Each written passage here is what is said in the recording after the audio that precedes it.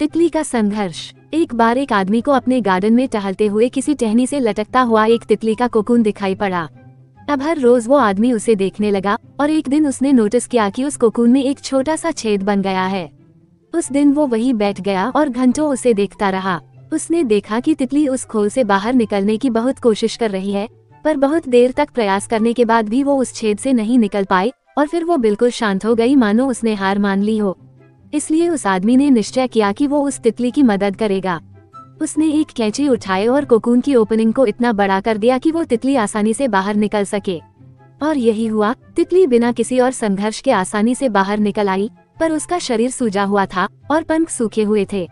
वो आदमी तितली को ये सोचकर देखता रहा कि वो किसी भी वक्त अपने पंख फैलाकर उड़ने लगेगी, पर ऐसा कुछ भी नहीं हुआ।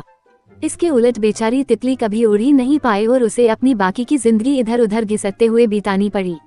वो आदमी अपनी दया और जल्दबाजी में ये नहीं समझ पाया कि दरअसल कोकून से निकलने की प्रक्रिया को प्रकृति ने इतना कठिन इसलिए बनाया है ताकि ऐसा करने से तितली के शरीर में मौजूद तरल उसके पंखों में पहुंच सके और वो छेद से बाहर निकलते ही उड़ सके। वास्तव में कभी कभी हमारे जीवन में संघर्ष ही वो चीज होती जिसकी हमें सचमुच आवश्यकता होती है। यदि हम बिना किसी स्ट्रगल के सब कुछ पाने लगे तो हम भी एक अपन के समान हो जाएंगे। बिना परिश्रम और संघर्ष के हम कभी उतने मजबूत नहीं बन सकते जितना हमारी क्षमता है। इसलिए जीवन में आने वाले कठिन पलों को सकारात्मक दृष्टिकोण से देखिए, वो आपको कुछ ऐसा सिखा जाएंगे जो आपकी जिंदगी की उड़ान को संभव बना पाएंगे।